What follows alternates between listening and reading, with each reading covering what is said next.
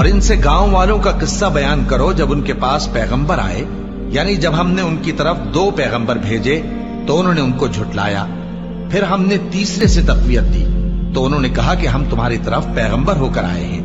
وہ بولے کہ تم اور کچھ نہیں مگر ہماری طرح کے آدمی ہو، اور رحمان نے کوئی چیز بھی نازل نہیں کی، تم محض جھوٹ بولتے ہو۔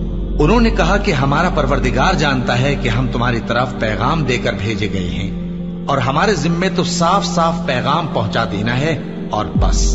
وہ بولے کہ ہم تم کو اپنے لیے منحوس سمجھتے ہیں، اگر تم باز نہ آؤ گے تو ہم تمہیں سنسار کر دیں گے اور تم کو ہم سے دکھ دینے والا عذاب پہنچے گا۔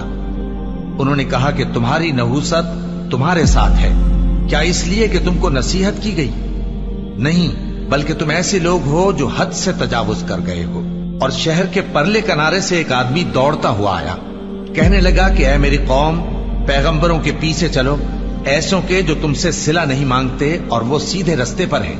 اور میں کیوں اس ذات کی پرستش نہ کروں جس نے مجھے پیدا کیا اور اسی کی طرف تم کو لوٹ کر جانا ہے؟ کیا میں اس کو چھوڑ کر اوروں کو معبود بناؤں کہ اگر رحمان مجھے نقصان پہنچانا چاہے تو ان کی سفارش مجھے کچھ بھی فائدہ نہ دے سکے اور نہ وہ مجھے چھڑا ہی سکیں؟ تب تو میں کھلی گمراہی میں پڑ گیا۔ میں تو تمہارے پروردگار پر ایمان لایا ہوں، سو میری بات سن رکھو۔ حکم ہوا کہ بہشت میں داخل ہو جا۔ بولا کاش میری قوم کو پتا چل جائے کہ میرے رب نے مجھے بخش دیا اور مجھے عزت والوں میں شامل کیا، اور ہم نے اس کے بعد اس کی قوم پر کوئی لشکر نہیں اتارا اور نہ ہم اتارنے والے تھے۔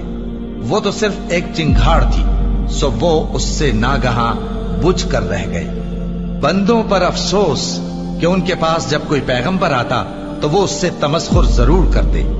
کیا انہوں نے نہیں دیکھا کہ ہم نے ان سے پہلے بہت سے لوگوں کو ہلاک کر دیا تھا؟ اب وہ ان کی طرف لوٹ کر نہیں آئیں گے اور سب کے سب ہمارے روبرو حاضر کیے جائیں گے۔